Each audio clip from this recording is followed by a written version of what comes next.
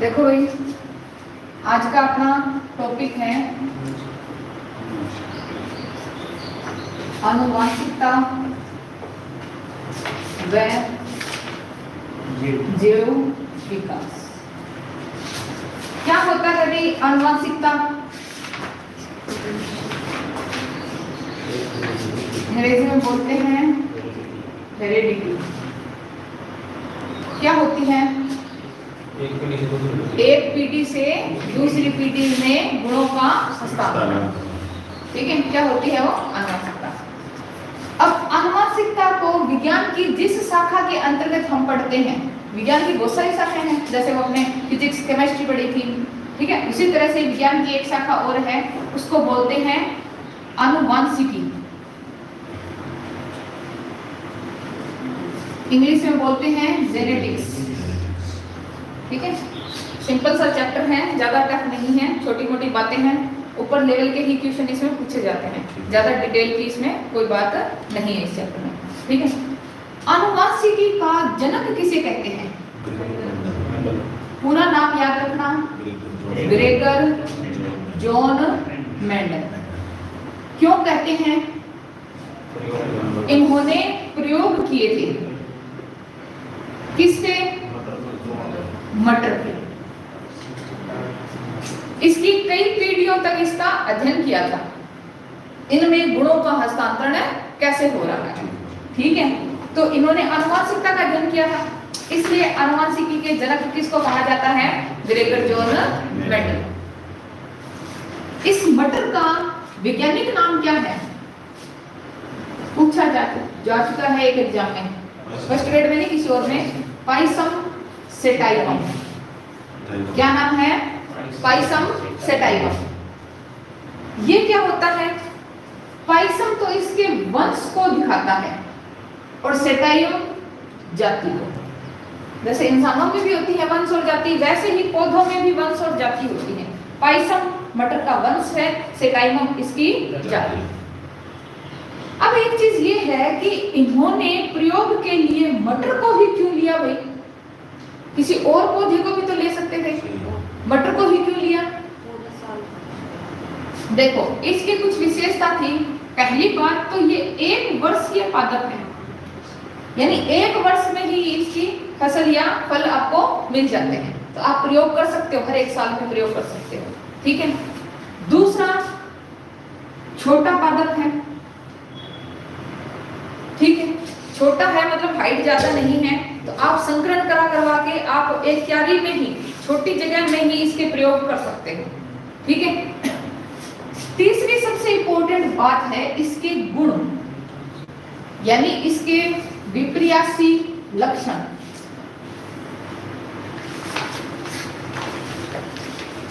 यानी इसमें है ना अलग अलग तरह के गुण थे। जैसे मटर हरी भी होती है, सूखने के बाद पीली भी होती है, गोल भी होती है, सूखी तो झुर्रीदार भी होती है। मटर के ये पौधे लंबे भी होते हैं और छोटे भी होते हैं। ठीक है ना, तो इस तरह के इनमें कई सारे लक्षण थे। तो जितने ज्यादा लक्षण होंगे, तुलना करना, गुणों को पढ़ना उतना ही तो आसान होगा। अब आप एक ऐसा पौधा ले लो जिसमें एक ही गुण है कि भाई वो उसके बीज कैसे हैं। जैसे मान लो अगर तरबूज होता तो क्या गुण होते हैं उसके? मीठा है, फीका है, या इसी तरह के एक आधा ही सा गुण मिलता, ज्यादा गुण नहीं होते।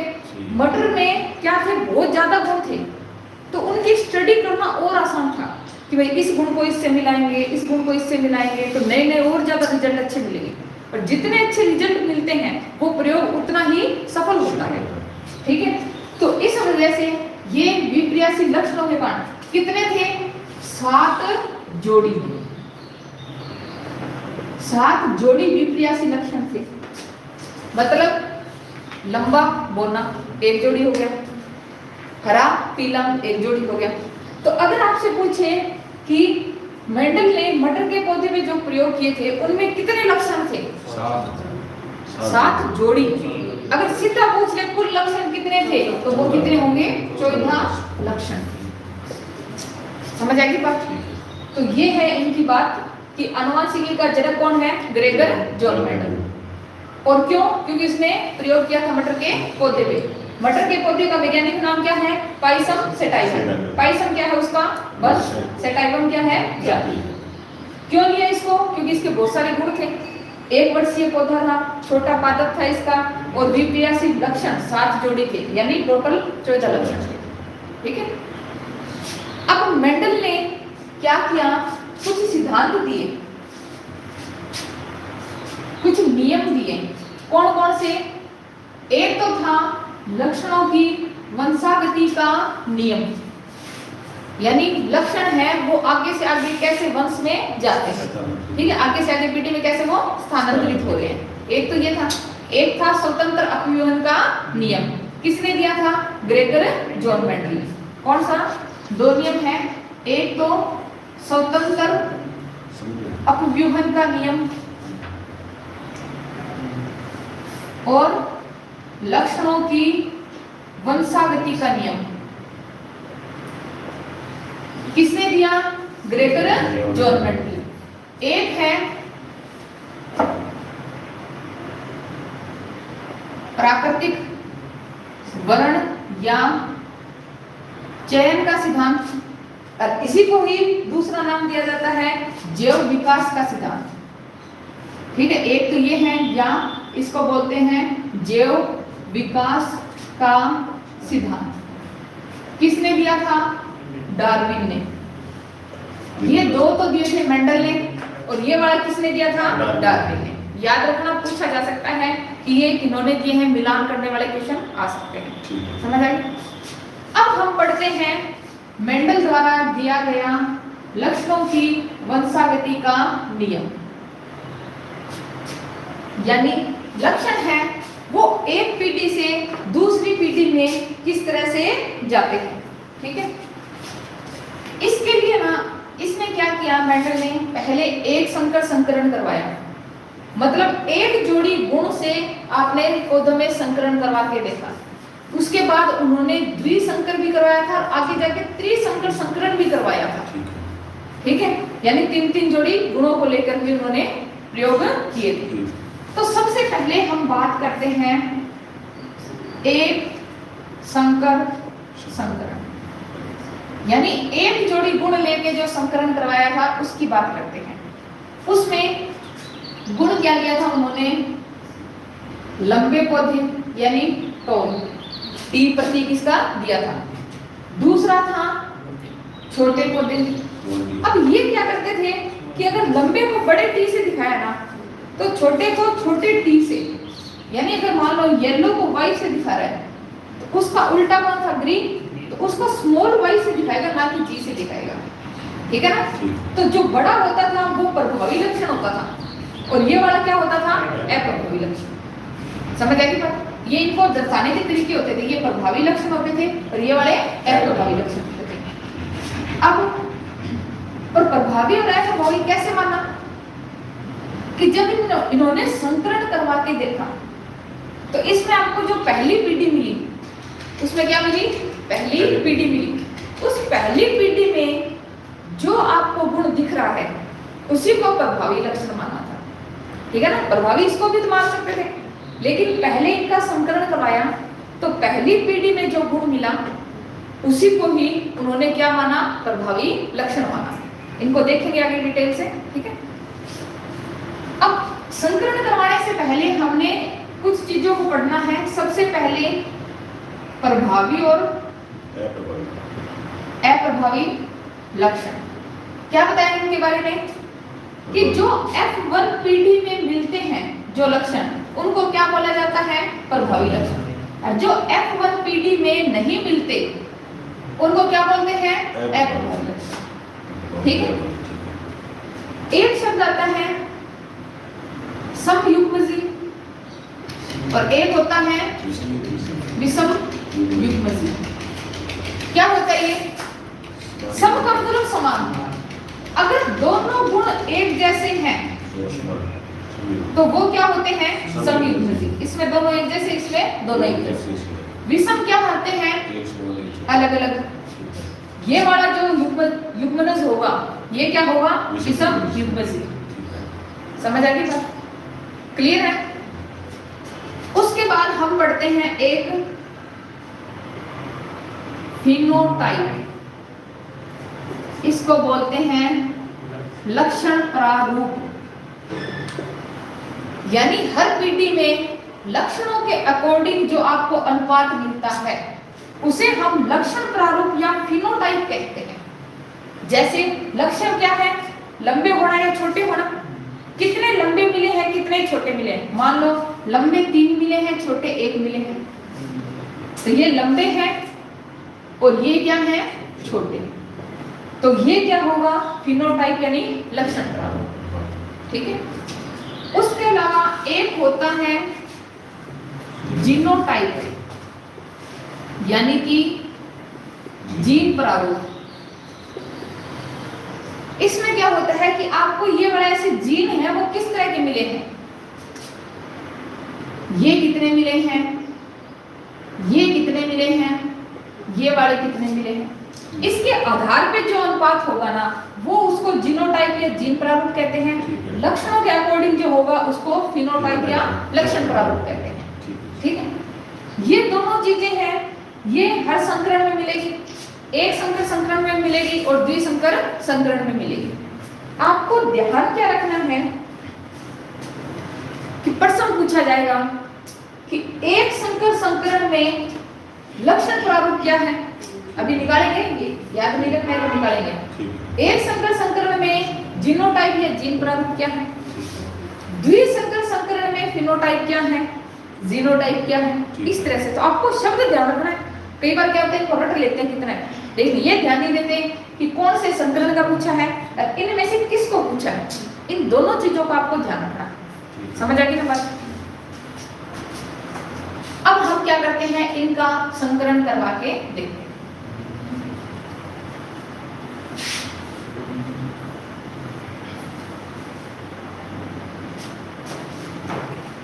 सबसे पहला क्या था, एक संकर संकरण। क्या होता है इसमें, एक तरफ तो आपने लंबे पौधे लिए, एक तरफ आपने क्या लिए, छोटे।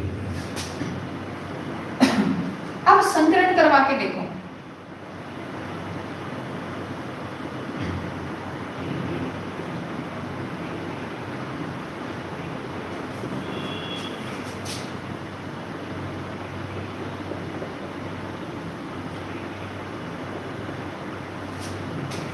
कैसे मिल रहे हैं सारे, एक ही प्रकार के नहीं। इनको पढ़ा कैसे जाता है कि ये लंबे हैं या बौने, ये पूरा ही एक होएगा। अगर किसी में बड़ा वाला कैपिटल लेटर आ गया ना तो वो गुण प्रभावी होगा। यानी आप इसको भी लंबा बोलोगे, इसको भी लंबा बोलोगे, क्योंकि इसमें कैपिटल डी आ गया ना। ये वाला छोटा होगा क्योंकि इसमें कोई कैपिटल नहीं है। दोनों ही स्मॉल होंगे तभी हम कह सकते हैं कि छोटा वाला गुण प्रभावी हुआ है।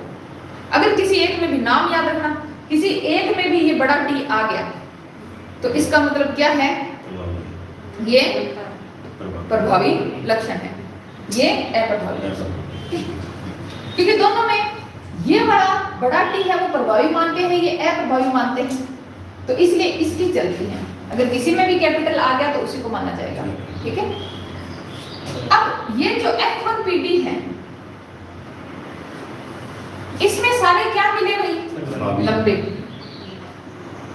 कैसे पौधे मिले, लंबे। ये भी लंबा है, ये भी लंबा, ये भी लंबा, ये भी लंबा, सारे कैसे मिले, लंबे।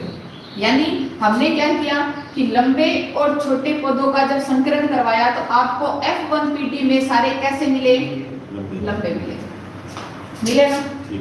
अब हम आते हैं F2PD में। F2PD में इसका इसी के साथ करवाएंगे, इनमें से कोई भी दो ले लेते हैं, इनके साथ करेंगे ना संकरण। कैसे होगा, वैसे ही करो, पहले का पहले के साथ, पहले का दूसरे के साथ, दूसरे का पहले के साथ, पहले तो ये लिखना फिर छोटा टी लिखना, फिर इसका इसके साथ।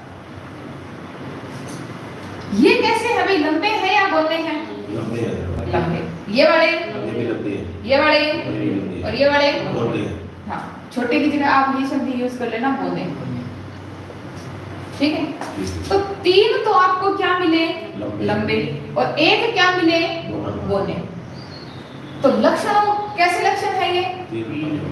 3:1। यानी आपका एक संकर संकरण में फिनोटाइप यानी लक्षण प्रारूप, लक्षणों को देख के जो प्रारूप बढ़ता है वो कितना मिला कि 3 लंबे हैं और 1 बोना है। 3:1। ये तो है लंबे और ये क्या है? बोने। और जीन प्रारूप देखें, जीन प्रारूप यानी जीनोटाइप देखें। अब वो देखो जीनोटाइप कैसे हैं, दोनों बड़े हैं वो 1 है, एक बड़ा और एक छोटे हैं वो कितने हैं? 2 है। दोनों छोटे हैं वो कैसे हैं? 1। यानी जीन, अब जीन को देखना है कैसे जीन है, ठीक है। तो जीनोटाइप क्या आ गया? 1:2:1। ये तो है टीटी, ये और ये, समझ आ गया? एक संकर संकरण में फिनोटाइप 3:1 है, जीनोटाइप 1:2:1। समझ आ गई क्या ये चीजें?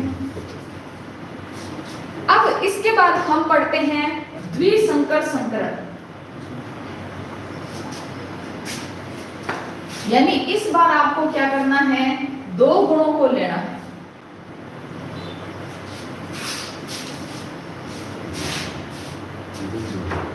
कैसे हैं?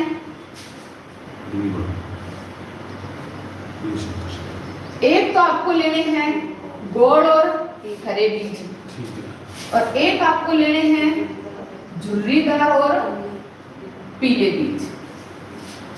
गोल मतलब राउंड, अब उसके अपोजिट झुर्रीदार है तो स्मॉलर, हरे है तो मतलब पीले को इन्होंने ले लिया। 1 मिनट, वो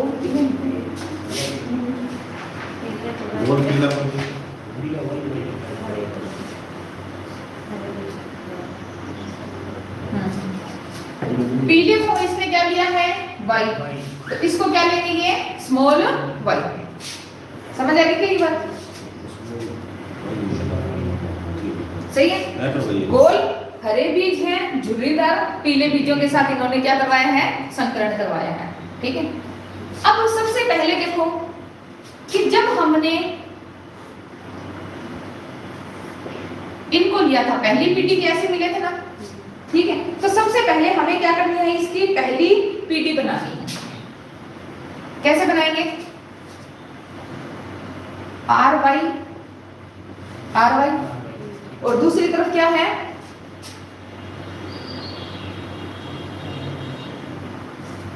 यही हुई थी ना। तो पहले इसकी क्या बनाते हैं? पहली पीटी बनाते हैं।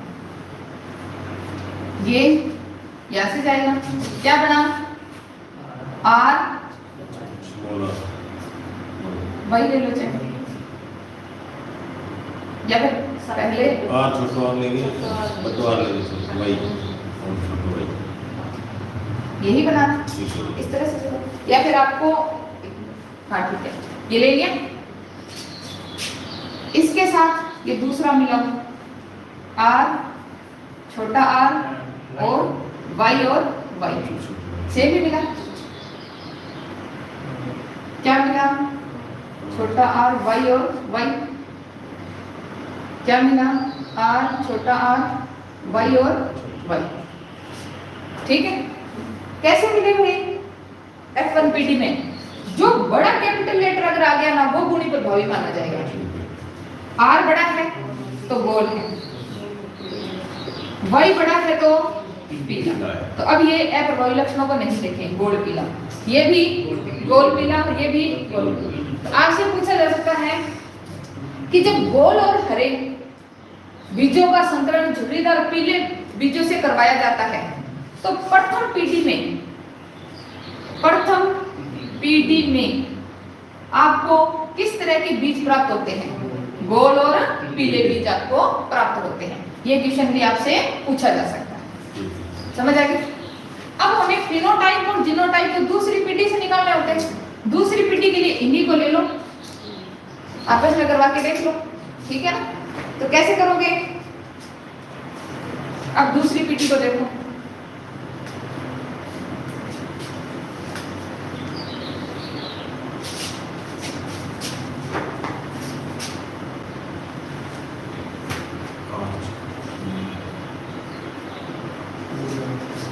देखो दूसरी पीटी में कौन है, आर आर और वाई वाई, ऐसे है ना। बिल्कुल। अब इनसे हम क्या करते हैं, एक सारणी बनाते हैं।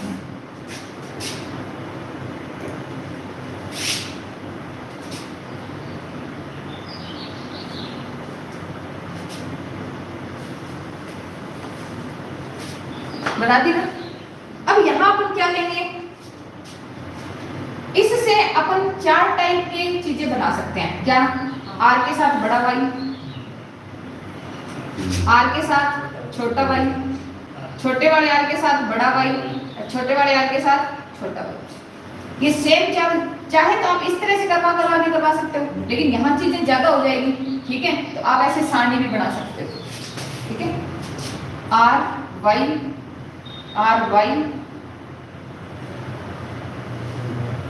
ठीक है। जैसे हम पहले बॉक्स को देखें तो क्या बना, आर वाई और आर वाई। कैसे होंगे भाई, बड़ा आर आ रहा है, बड़ा ही वाई आ रहा है, तो इसका मतलब गोल और पीले भी। इस तरह से आप इन कंप्लीट को भरते हैं, ये सीखना जरूरी नहीं है, बस ये ध्यान रखना। तो भरते हो तो आपको कैसे मिल सकते हैं, किस किस टाइप के मिल सकते हैं, गोल पीले मिल सकते हैं, गोल हरे मिल सकते हैं, झुर्रीदार पीले मिल सकते हैं और झुर्रीदार हरे मिल सकते हैं। ये 4 ही चीजें हो सकती है ना। तो इन चारों को आप लिख लो। सबसे पहले लिखो गोल पीले, फिर गोल हरे, फिर झुर्रीदार पीले और झुर्रीदार हरे। क्रम याद रखना, क्या याद रखना है, क्रम याद रखना। इनका अनुपात कितना होता है, ये देखो कितने हो गए, टोटल 16 है ना। तो ये तो मिलते हैं 9, ये मिलते हैं 3, ये मिलते हैं 3 और ये मिलते हैं 1। 9 और 3 12, 12 और 3 15, 15 और 1 16। यानी झुर्रीदार हरे, झुर्रीदार और हरे, यानी स्मॉल ही आर होए स्मॉल ही वाई होए। तो ये कहाँ हो सकता है, लास्ट में आर आर वाई और वाई, एक ही कंडीशन हो सकती है, ठीक है ना। तो अगर आप इनको भूल भी जाओ इन नामों को तो थोड़ा सा चेक कर लेना, एक वाले को झुर्रीदार हरे कितने होंगे, 1, यानी ये लास्ट में होगा। पीले हरे गोल और झुर्रीदार। अब ये क्या है, इनके गुणों को लक्षणों को देख के बताया क्या है। तो ये क्या होगा, फिनोटाइप। तो आपसे प्रश्न पूछा जा सकता है, द्विसंकर संकरण में फिनोटाइप क्या था, 9 3 3 1, ठीक है। और इसमें आपसे जीनोटाइप नहीं पूछा जाएगा, क्योंकि जीनोटाइप मतलब किस किस तरह के मिले, इसमें तो बहुत तरह के मिल रहे हैं।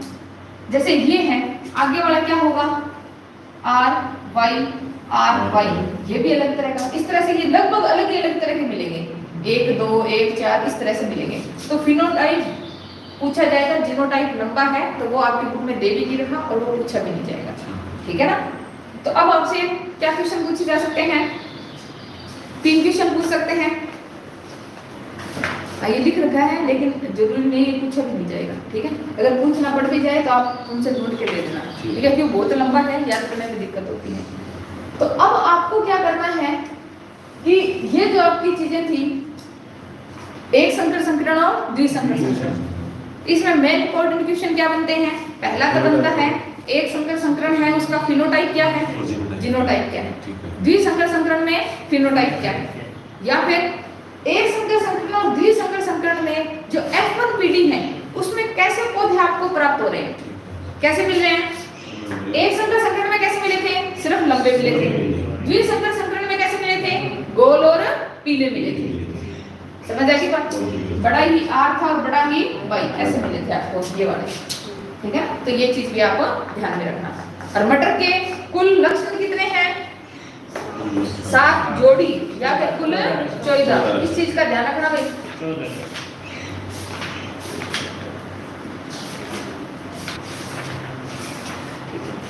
अब देखो भाई, ये संकरण करके देखा, ये था पौधों की बात थी। उसके बाद एक संकरण और है जो इंसानों में होता है, ठीक है, मानव संकरण।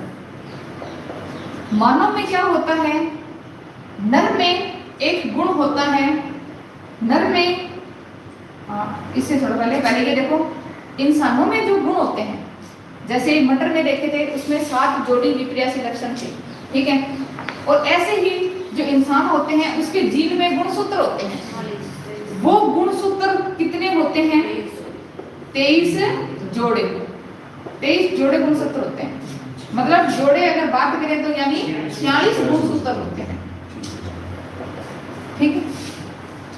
उनमें से इनको ऐसे बोलते हैं कि 22 जोड़े प्लस 1 जोड़ा, यानी 22 जोड़े तो कॉमन होते हैं, लेकिन ये एक जोड़ा होता है, ये आगे वाली संतति निर्धारित करता है। जैसे नर की बात करें तो 22 जोड़े, यानी 22 जोड़े का मतलब कितना हो गया? 44, यानी 22 जोड़े हैं और एक जोड़ा कैसा होता है नर में? XY होता है। और यही अगर बात करें मादा की, इसमें 22 जोड़े यानी 44 तो ये हो गए, और एक जोड़ा क्या होता है? XX, ठीक है। अब इनमें ही आपस में संकरण होता है और वहीं से संतति का पता लगता है कि लड़का है या लड़की है, ठीक है। इनका संकरण कैसे होता है? मान लो ये नर है, ये मादा है, ठीक है।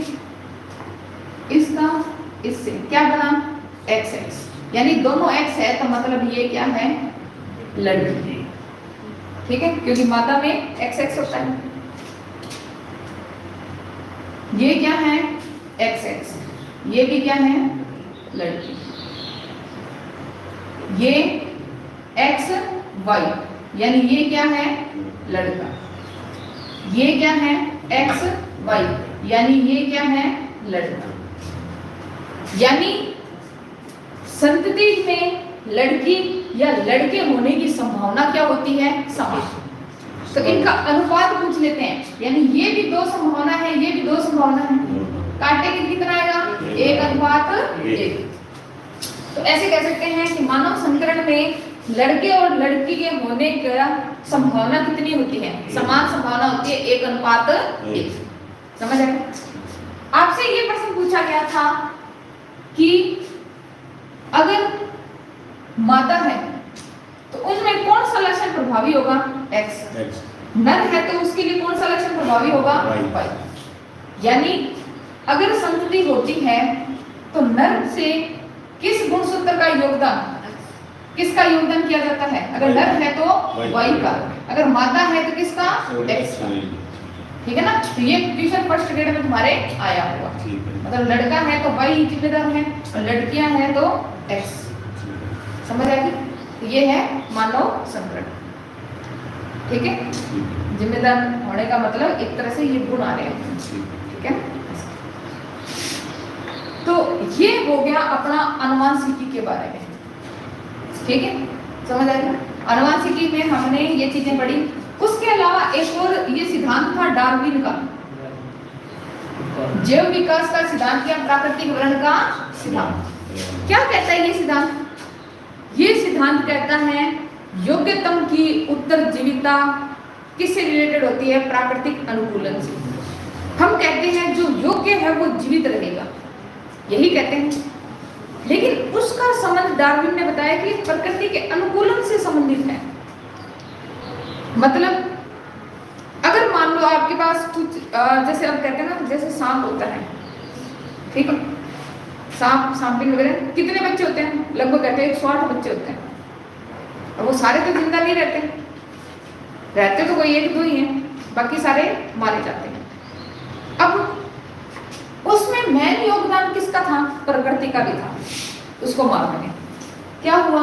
या तो किसी और जानवर द्वारा उसका भक्षण कर लिया जाता है, ठीक है, और की जरूरत नहीं है, वो खुद जो सांप होता है वो ही अपने बच्चों को खा जाता है, वो ही भक्षण कर लेता है।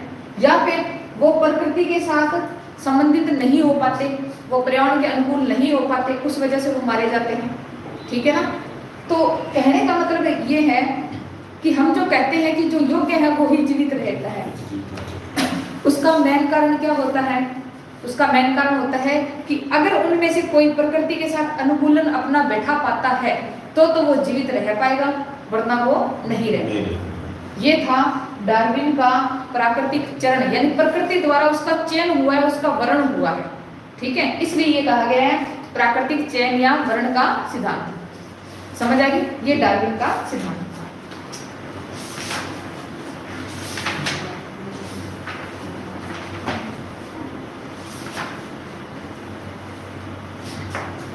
अब उसके बाद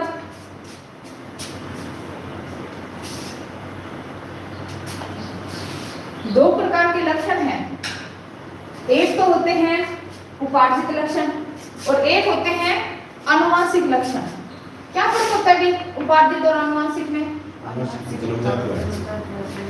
आनुवंशिक यानी माता पिता से जो गुण हस्तांतरित हुए हैं, उपार्जित जो खुद से कमाए हुए हैं। ठीक है, तो उपार्जित लक्षणों का क्या एक पीढ़ी से दूसरी पीढ़ी में हस्तांतरण होता है? उदाहरण, खिलाड़ी का बेटा खिलाड़ी नहीं बनता क्योंकि उसने जो लक्षण उपार्जित किए हैं वो आगे वाली पीढ़ी में हस्तांतरित नहीं। समझ आ गई? तो ये क्या होते हैं? उपार्जित लक्षण होते हैं। और आनुवंशिक लक्षण जिनको आगे हस्तांतरित किया जा सकता है। ठीक है, ये चीजें। अब हम बात करते हैं, एक तो आता है समजात अंग, एक होते हैं समरूप अंग। क्या फर्क होता है इनमें? समजात क्या होते हैं और समरूप क्या होते हैं? एक का तो पता है, कौन से का? मैंने बात तो यही आती है ना। जात मतलब एक तरह से आप यूं कनेक्ट कर लो, होता नहीं है, कनेक्ट कर लो। जाति समान है, मतलब जाति सब समान कब होती है? कि जब उनकी उत्पत्ति और संरचना एक जैसी है, कि ये जाटों का है, ये बड़ियों का है, कि उनकी उत्पत्ति संरचना एक जैसी सी लगती है, साफ पता लग जाता है। गुरबाणियों का लग रहा है तो जाटों का है, लग जाता है। तो इसी से कनेक्ट करके याद रखना है, क्योंकि बार बार इन चीजों में कंफ्यूजन होता है कि समजात कौन से होते हैं, समरूप कौन से होते हैं। तो ऐसे कनेक्ट करके चीजों को याद रख लेना कि जिनकी उत्पत्ति व संरचना समान हो लेकिन कार्य क्या हो सकते हैं? भिन्न हो सकते हैं। तो वो कौन से होते हैं? समजात अंग। इनके उदाहरण से फर्स्ट ग्रेड में क्वेश्चन आया था क्या, कि वो भी डायग्राम बना के दे रखे थे, डायग्राम से ही क्वेश्चन पूछ लिया था कि निम्न में से कौन से अंग समजात है, निम्न में से समजात अंग कौन से हैं, समरूप अंग कौन से हैं। तो इनके उदाहरण याद रखना। कौन से उदाहरण है? एक तो है मेंढक व छिपकली। इनकी उत्पत्ति और संरचना पैरों की देखते ना एक समान सी दिखती है, लेकिन कार्य अलग अलग है। छिपकली क्या करती है? उन्हीं पैरों का ऐसे चिपका के ऐसे चलने में काम करती है, और मेंढक क्या करता है? उन्हीं से जंप करता है। तो काम अलग अलग हो गए ना, लेकिन उत्पत्ति और संरचना क्या है? समान है। दूसरा मेन उदाहरण है पक्षी और मानव। पक्षी व मानव, इनको भी देखोगे, इनकी उत्पत्ति और संरचना समान है, लेकिन कार्य अलग कैसे है कि पक्षी अपने जो दो पैर है वो पंख के रूप में रखता है और उनका काम उड़ने में करता है, और यहाँ इंसान है, वही चीजें हाथ बन गई जो अलग काम करते हैं। ठीक है ना? तो इस तरह से इनकी उत्पत्ति और संरचना तो समान ही थी, लेकिन काम भिन्न हो गए। इनके हाथ पैरों के काम क्या हो गए? भिन्न हो गए। ठीक है, इसके विपरीत आते हैं समरूप अंग। इसका उल्टा कर दो। कार्य समान होते हैं, कार्य समान होते हैं, लेकिन उत्पत्ति और संरचना क्या है? भिन्न है। उत्पत्ति व संरचना क्या है? भिन्न है। ठीक है, अब उदाहरण मोस्ट इंपोर्टेंट है क्या? चमगादड़ व पक्षी। चमगादड़ के पैर और पंख वो अलग तरह के होंगे, पक्षी के अलग होंगे, लेकिन काम तो एक जैसे ही होता है। ठीक है ना? यानी उत्पत्ति संरचना अलग है, लेकिन काम एक जैसे है। पैरों का, हाथों का, उड़ने का सारा काम एक जैसा है। उसके अलावा कीट का पक्षी से काम तो सेम ही है, संरचना अलग अलग। फिर ऐसे कह दो चमगादड़ का पक्षी से, ये मैं उदाहरण याद रखना। ठीक है ना। इन दोनों में से शायद ये मेंढक छिपकली का था या शायद ये था, दोनों में से एक आपके फर्स्ट ग्रेड में पूछा गया है। चमगादड़ का था, कबूतर के फल उड़ाते हैं। हाँ कबूतर क्या है, पक्षी है, ठीक है ना। इस तरह से नाम बदल सकते हैं, ठीक है। पक्षी है तो यहाँ कह दें जैसे कुछ भी कह दें, ये कह दें कबूतर और मानव, उनके अंग कैसे हैं, इनकी संरचना समान है। खुद ही देख लो, कबूतर है वो उड़ता है, उसके हाथ ऐसे उड़ने में काम आते हैं, अपने हाथ कार्य करने में काम आते हैं, तो कार्य अलग हो गए, कार्य अलग हो गए तो समझा अलग है, ठीक है। तो वैसे भी याद रखना, जाति अलग है, काम भी अलग अलग होते हैं। बड़ी अलग काम करते हैं, जाट अलग काम करते हैं, ब्राह्मणों का अलग काम होता है, सबके अलग अलग काम होते हैं। तो अगर जात की बात आ रही है तो कार्य अलग अलग है, ऐसे कनेक्ट करके याद रख लेना। तो वैसे आजकल तो कॉमन है, कोई कोई भी काम कर सकता है, बट वैसे ही याद रख लेना, ठीक है ना। सीधा आपको डायरेक्ट याद रह जाएगी चीजें। समझ आ गई क्या भी, समझात और समरूपम।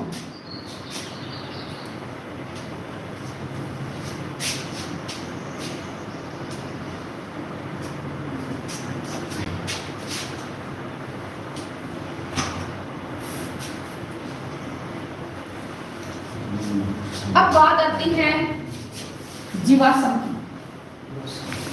क्या होते हैं जीवाश्म? जीवों के अवशेष जो पुराने टाइम में मिट्टी में धस गए थे, और उसमें क्या है, ये किसी चीज में दब गए थे, जैसे चट्टानों में दब गए थे, और वैसे के वैसे ही अभी तक वैसे के वैसे ही पड़े हैं, तो उनको क्या बोलते हैं, जीवाश्म। अब जीवाश्म में ये हमें जो चीजें मिलती हैं ये कितनी क्या पुरानी हैं, इनके बारे में हमें कैसे पता चलता है? इसके लिए आपके पास दो विधि होती हैं। पहली तो होती है खुदाई,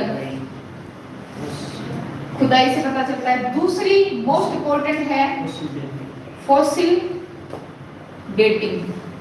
एग्जाम में आया हुआ क्वेश्चन है, किसी और एग्जाम में है कि जीवाश्मों की आयु पता करने के लिए, पता करना हो कब के हैं, तो वहां कौन सी पद्धति यूज की जाती है, फॉसिल डेटिंग, ठीक है ना। इसको रेडियो कार्बन डेटिंग भी कहते हैं, याद रखना, रेडियो कार्बन डेटिंग भी बोलते हैं। फॉसिल से कुछ याद है क्या भाई? आकल, would, fossil, park.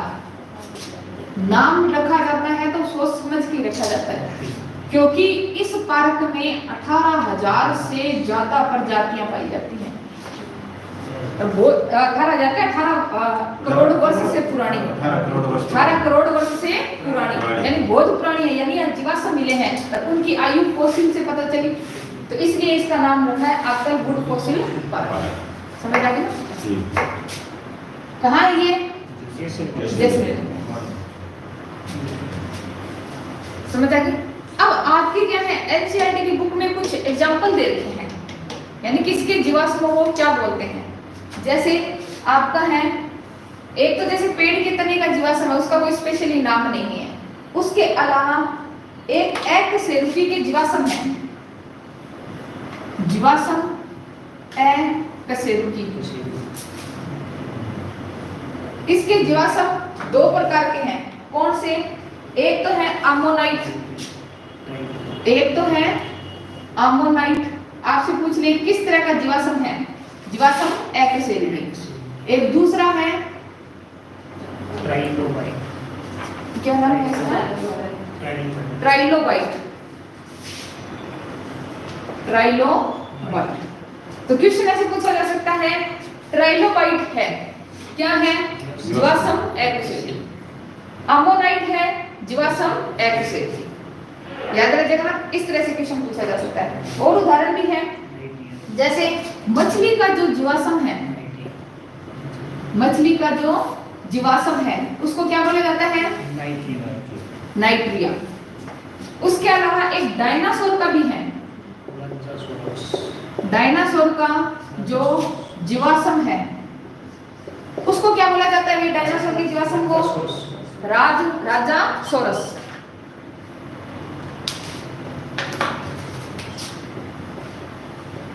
Raja source. याद रह जाएगी ना चीजें इस तरह से। अब उसके बाद देखो, अब हम थोड़ा सा विकास के बारे में देख लेते हैं। विकास कैसे क्या होता है, कैसे होता है भाई किसी भी चीज का विकास?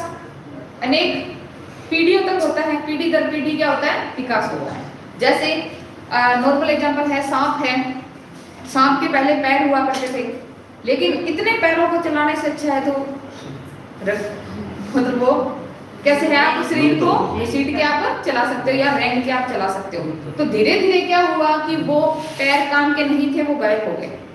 ठीक है, तो वो विकास कैसा हुआ? पीढ़ी दर पीढ़ी, अचानक से नहीं हुआ कि एक ने बंद कर दिया तो आगे वाली पीढ़ी में पैर नहीं होंगे। पीढ़ी दर पीढ़ी ये परिवर्तन हुए, उन्होंने पैरों से चलना बंद कर दिया, तब जाके वो चीजें गायब हुई, उनके पैर नहीं थे। ठीक है, तो ये ही क्या होता है, पीढ़ी दर पीढ़ी गुणों का हस्तांतरण होना, विकास हो गया एक तरह से। अब इनमें क्या होता है, इसका एक मैन होता है कि हम कृत्रिम चयन करके भी विकास कर सकते हैं, मतलब हाइब्रिड चीजें बना सकते हैं। कैसे?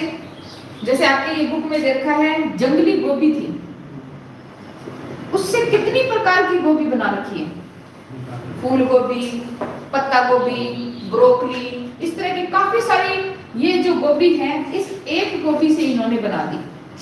ये क्या हुआ है? कृत्रिम चयन, मतलब किसी चीज के एक बढ़िया गुण को देखकर उसका विकास कर देना। ठीक है, जैसे आजकल वो नहीं देखते हो, अमरूद आते हैं, कुछ अंदर से सफेद कुछ लाल भी होते हैं, तो वो किसी की वैरायटी है, वो उनमें दी अमरूद में, तो नई तरह के अमरूद बन गए। गुलाब के फूल आते हैं, कितने तरह के आते हैं। नॉर्मल तो एक सादा सा गुलाब था पहले, जिसमें पत्तों में खुशबू आती थी, अब उन्हीं में संकरण करवा करवा के कितने तरह के गुलाब बना दिए गए हैं। यानी कृत्रिम तरीके से भी हम विकास को कर सकते हैं। ठीक है, एक शब्द होता है भौगोलिक पृथक्करण।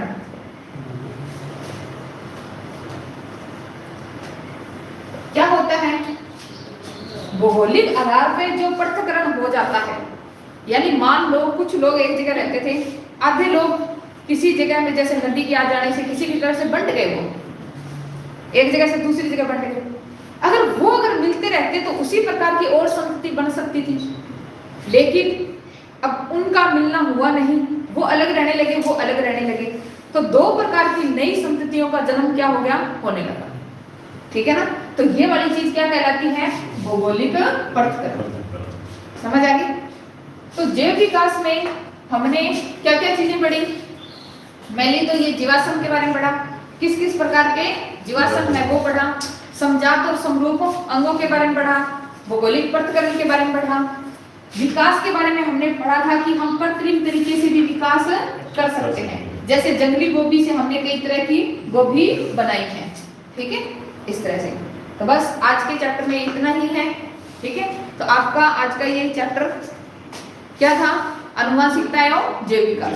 क्या पढ़ा इसके बारे में? सबसे पहले अनुवांशिकता के बारे में पढ़ा था। अनुवांशिकता क्या होती है? एक पीढ़ी से दूसरी पीढ़ी में गुणों का हस्तांतरण। और विज्ञान की जिस शाखा में इसका अध्ययन किया जाता है उसको क्या कहते हैं? अनुवांशिक। अंग्रेजी में क्या बोलते हैं इसको? जेनेटिक्स। और अनुवांशिकता को क्या बोलते हैं? हेरेडिटी। अनुवांशिकता के जनक कौन थे? ग्रेगर जॉन मेंडल थे। ठीक है, उन्होंने कौन से सिद्धांत दिए थे? स्वतंत्र अभिव्यंजन का नियम और लक्षणों की वंशागति का नियम। एक नियम और भी था, किसने दिया था? डार्विन ने दिया था। क्या नाम था उसका? जैव विकास का सिद्धांत। और उसको क्या बोलते थे? प्राकृतिक वर्ण या चयन का सिद्धांत बोलते थे। ठीक है, उन चीजों के फिर आगे हमने एक संकर संकरण और द्विसंकर संकरण के बारे में भी पढ़ा। क्या था उसमें? एक संकर संकरण में पहली पीढ़ी में जो लक्षण प्राप्त होते थे उनको क्या कहा जाता था? प्रभावी लक्षण।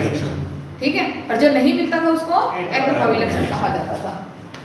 फिर हमने F1 पीढ़ी का फिनोटाइप कितना देखा? 3:1। जीनोटाइप कितना देखा? 1:2:1 देखा। फिर उसके बाद में हमने पढ़ा था द्विसंकर संकरण। उसमें पहली पीढ़ी में कैसे बीज मिले थे? गोल और पीले। ठीक है, दूसरी पीढ़ी में फिनोटाइप क्या मिला था? 9:3:3:1 मिला। ये सारी चीजें पढ़ी थी। फिर मानव संकरण की भी बात की थी। संतति का उत्पन्न कैसे होता है? तो उनमें कितने गुणसूत्र होते हैं? 23 जोड़े या फिर 46। उनमें 22 जोड़े तो कॉमन होते हैं।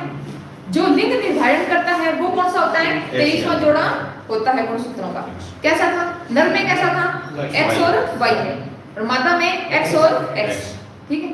जब हमने संकरण करवा के देखा था तो संततियों का यानी नर और मादा का अनुपात कितना मिला था?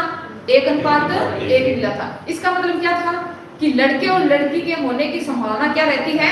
समान रहती है। हमने इन चीजों को पढ़ा था।